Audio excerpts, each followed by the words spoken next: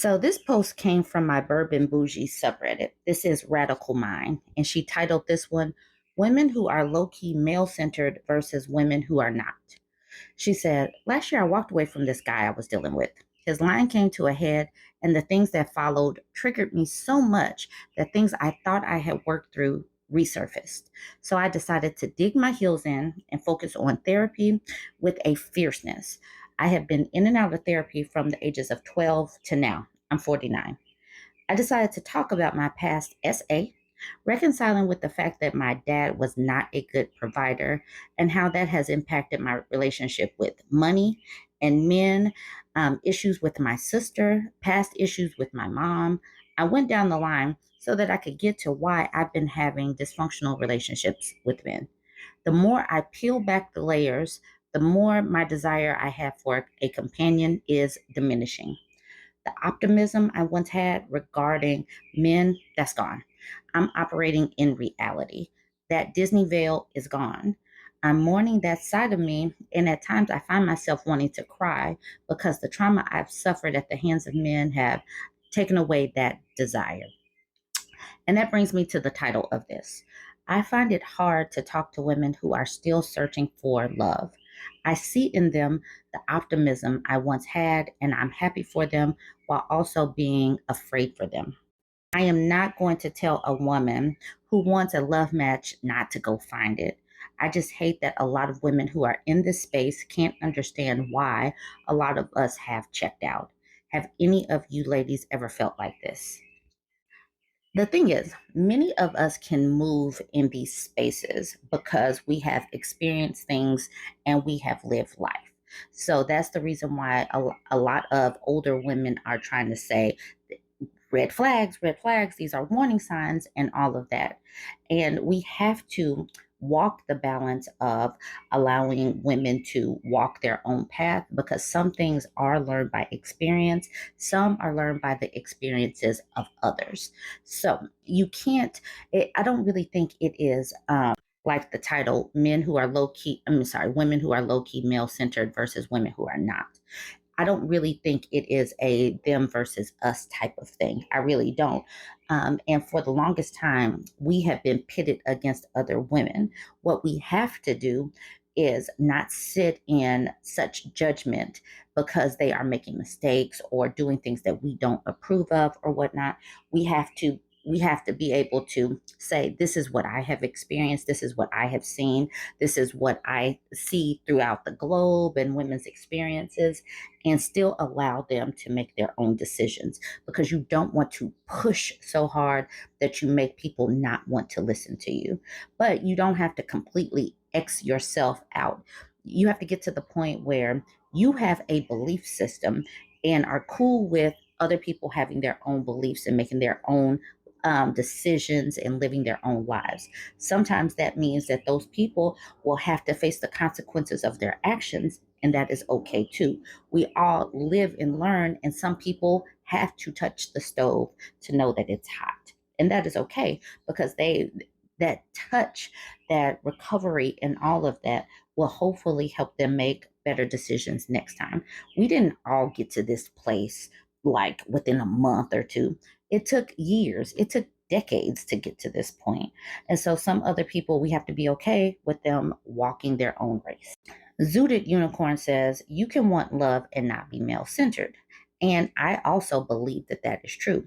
You know, I have been married, I am married, but I'm still woman centered because that's the thing. It's like when you have a relationship and you can put a romantic relationship in balance with the rest of the things in your life, you know, you still focusing on your health, you're still focusing on your goals, and you still have someone that you can share all of these accomplishments with, you can still have love and not be so focused on men. I think it's possible. But I do believe that if you are disillusioned and you're working through things, I can see how that would make it like seem impossible. So I understand Radical Mind's point of view. But from Radical Mind's comment here, it seems like she is thinking about a specific person and not women in general because she says, this particular person is changing. She was not speaking like this when she was focusing more on herself.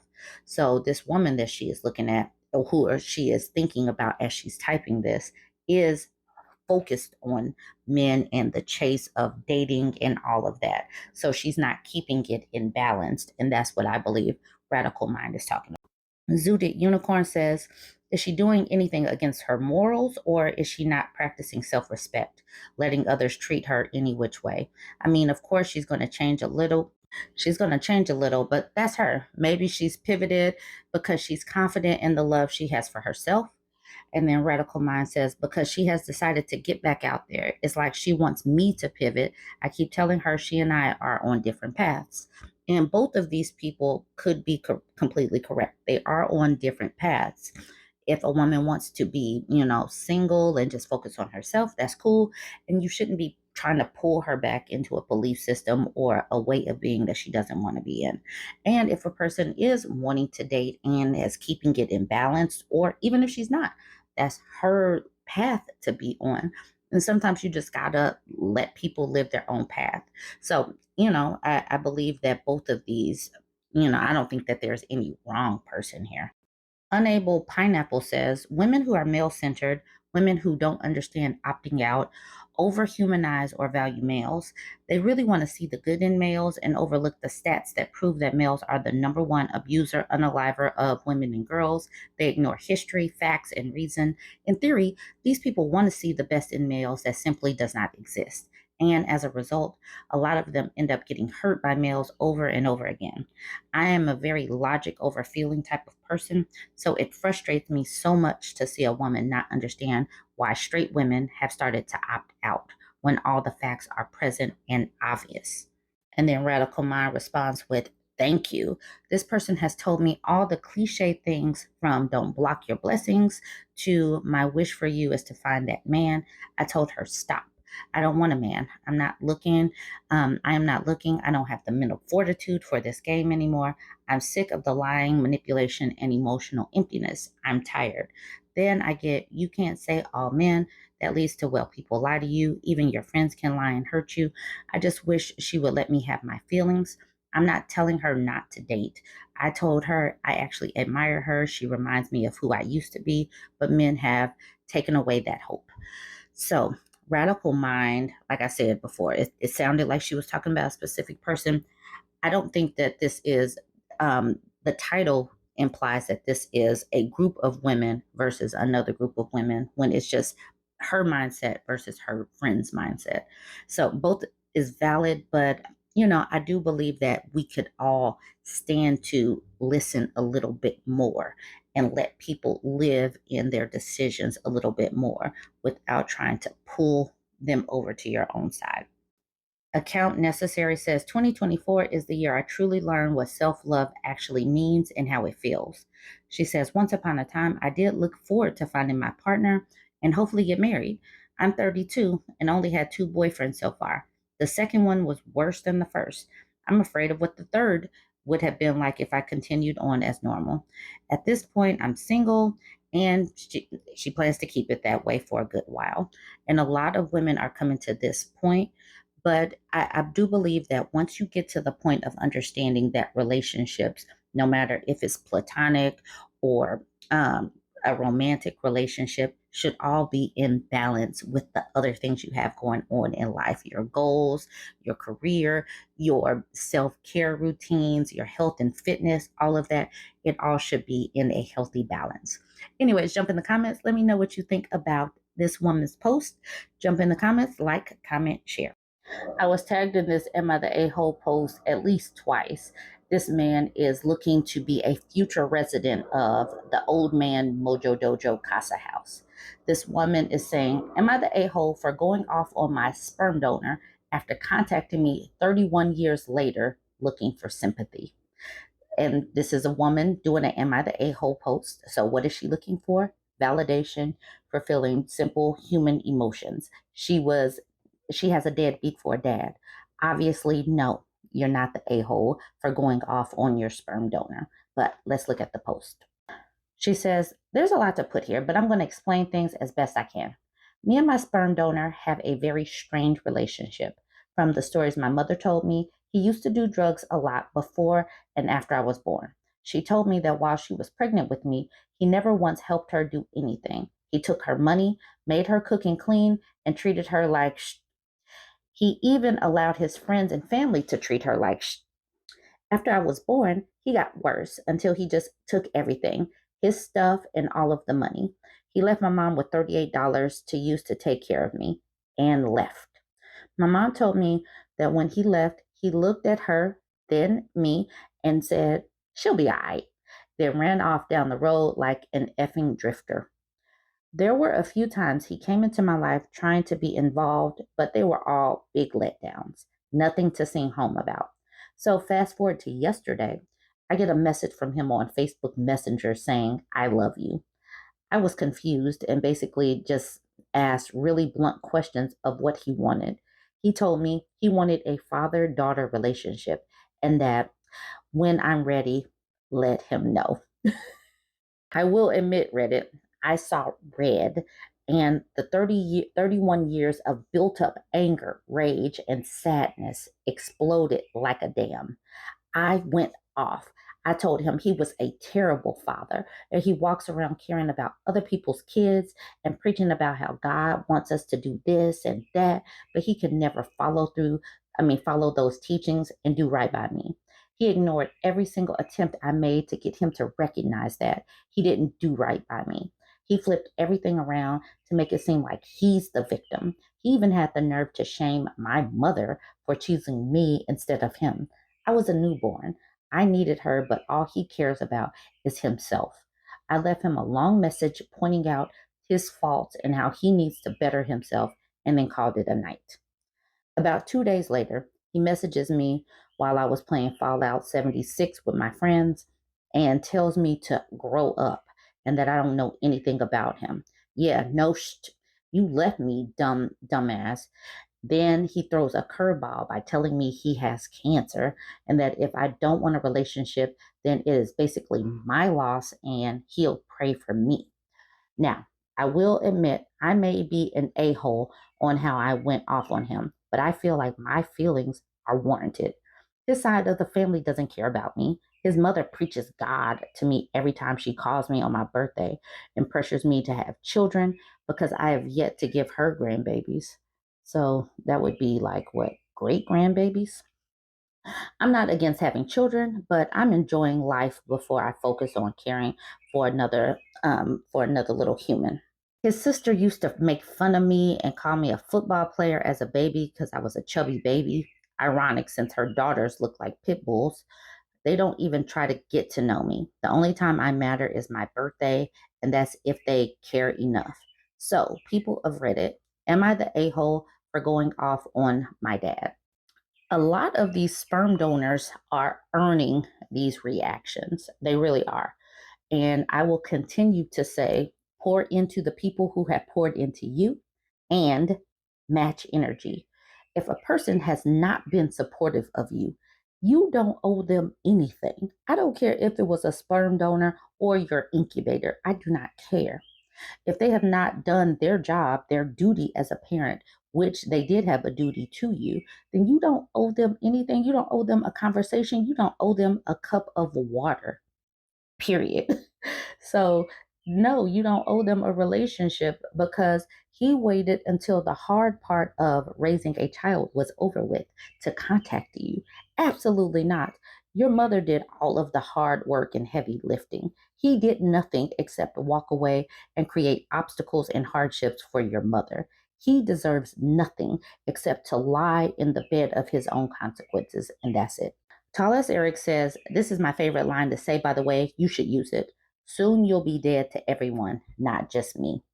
And then the OP says, "Adding this to my repertoire of insults." And he responds with, "Oh, I got tons that I think of on the spot. Growing up being a boy in a minority a boy minority in the city, all the talk back and forth has armed me well." There you go. No Dependent 1684 says, "What kind of effing a-hole abandons their kids?" And the OP says, "Apparently, the ones who get pouty because they aren't the center of attention and get jealous their baby mama has to focus on a newborn instead of them." And Squirrels Are Evil says, you should have responded with, who are you? And she says, I should have. I hate that I didn't do that. Medicine 2014 says, my guess, he doesn't have cancer, or if he does, is a highly treatable kind. If he were terminally ill, he would have led with that. And the OP says, that's what I said. He waited until I was angry and raging like a bull in a china shop to throw out, I have cancer, but I try to keep it to myself. Honestly, don't believe he has it, but hey, if he does, God be with you. Exactly. And then Medicine responds with, he's still the same old lying addict. He always has been. Even if he doesn't use the drugs, he hides behind Jesus. Poor Jesus can't catch a break. And his family is the addict factory. Cut them all loose and don't have any kids until you've worked through the hurt that this tribe of narcissists put you in. Exactly. Don't bring kids into this until that trauma has been resolved, that healing has happened, because what I have seen is many women choose these types of people again and the cycle continues. And we have got to be okay with, there is a family history of blank, blank, blank, which causes physical ailments. But we can also get in a cycle of repeating the same things that have happened to us mentally and emotionally and all of that stuff that has to be worked through and healed from as well. Anyways, I'm going to leave it at this and just remind people that you do not have to honor deadbeats. Pour into the people who have poured into you, set boundaries, block people who shouldn't be in your life, let them lie in their consequences. And these men, if they haven't built relationships with their significant others or their children, they don't deserve those people's time, energy, space, support, anything. They deserve nothing. Like, comment, share. Someone cross posted this post from Blatant Misogyny. I didn't realize there was a subreddit called Blatant Misogyny. She titles this, Why Do Men Marry Someone They Didn't Really Like? Their answer. And then she follows with screenshots that answer that question. Why do men marry someone they didn't really like? So let's explore some of these screenshots. This person says, speaking as a man who has seen male friends with tumultuous marriages, a lot of my male friends married women almost entirely on the basis of the sex life and early relationship intimacy, having nothing in common with the woman. Also, they very quickly slid into a situation where, as the sex was part of the relationship that was meaningful to them, if their sex life changed, they were miserable. Everyone, do not marry someone you merely find physically or sexually attractive, because when you're older, that does slow down and you need your actual friendship to pick up the pieces, pick up the rest of the relationship. It cuts off here. That was a very adult stance, because it's true. As we get older, life gets busier, that new relationship energy starts to wane. So you need to have something to connect on that is deeper than just the physical contact. You have to have some kind of hobby. You got to like this person. You got to want to go on dates with this person. You can't just base your whole relationship or your whole marriage on your nookie life. It's just not a sustainable way to be. But let's see what some of the people say. Like I said, his stance was very adult. So let's see what other people say. Physical appearance is the most common one I've seen. Of all my friends that got married, almost every divorced friend is because they married based on she's hot or she's the hottest girl I'll ever be able to get. Some that are still married to them are miserable. And then this person says, I know a lot of guys from school who settled with the first hot girl they could find, regardless of personality. Thankfully, a few of them got lucky and found their person right off the bat, but some of them dated for shallow reasons, and it definitely blew up in their faces. This person says, lack of choices combined with to be able to consistently satisfy their libido, so going back to their peen, convenience, getting those shirts for work ironed reliably, so having a wife appliance, social status, aka happiness machine, because they want to start a family and have those traditional values. This person says, I find it hard to find someone to be in a relationship with as a man. It's harder for men than women to find a partner, I think. So I would settle way below my expectations. That is a very convoluted, like confusing way of writing things. But okay. He just is settling below his expectations. And this person responds with, don't know what's worse, staying lonely and sexually frustrated, or settling for someone you don't like and who you don't find attractive. So maybe get to know someone deeper than just attractiveness, because we all change. And you can see how the way they go on and on about women getting older and our bodies changing, that they don't really see us as far as our humanity goes. They don't have the urge to deep dive into our interests and goals and all of that. They let us know that daily. So I don't even really know what their kind of expectations are outside of getting a woman who never physically changes and who is a bang mate that's always just willing. I don't know. This person says, for some people, it's like a job. Women are like a job. You need to pay bills, so you need a paycheck, regardless of how much you hate your job. Some men need sex, and wife is the only viable option. Ill, gross. Okay, Nookie is not a need. It's not, because you can handle that on your own and get it. You do not need a wife for this. A wife is not your receptacle of pleasure. We're really not. We're whole human beings. We're not a job. We are whole human beings. Oh, Lord. This person says the sex was good and they believe that it would remain that way forever. This person says, from what I hear around, more men prefer being in a relationship, any than single, than women do. So men need to be in a relationship more than women do. I think that's what that last one said. Correct me if I'm misreading that one. This person says the problem with this is that you get saddled with someone you're not even truly in love with. Then down the road, you can meet someone through work friends that is more compatible for you, and you're stuck with the mediocre wife. Jesus, saddled with. Like, literally, don't get married. You do not have to be saddled with anyone. All of us can be single and be perfectly happy. Do not become saddled with somebody, because you're making that woman miserable as well. If this is your personality, if this is your way of thinking. This person says, because a lot of men are not into women, really. They like having sex with women, which is different. They keep them around for many reasons, but mostly it's convenient to have someone to cook and clean, to listen to their BS, share expenses. So being a wife appliance, someone to use, period, and then discard when you're done with that wife appliance. The person at the bottom says, I heard somewhere that men date women but don't like women. And for the final screenshot, there's data on this. Plenty of data show that generally men don't really see women as full humans. They see them in various capacities, as body parts or as roles: mom, sex partner, mother, etc. They don't really pick women for their human qualities. To them, all women are the same, off the same conveyor belt, like a wife appliance or a happiness machine, and they just need to pick a pretty one. This is a very stark way of parsing the data, but yeah, there is data on it. And that's sad, but until men see women as full humans, they'll never get that fulfilling relationship with us. And at that particular point, they don't even deserve a full and whole and supportive and loving relationship if they don't see women as full humans. Anyways, let me know what you think about this set of screenshots and this way of thinking. It literally just reinforces what many of us already know. So let me know what you think, though. In the comments, like, comment, and share.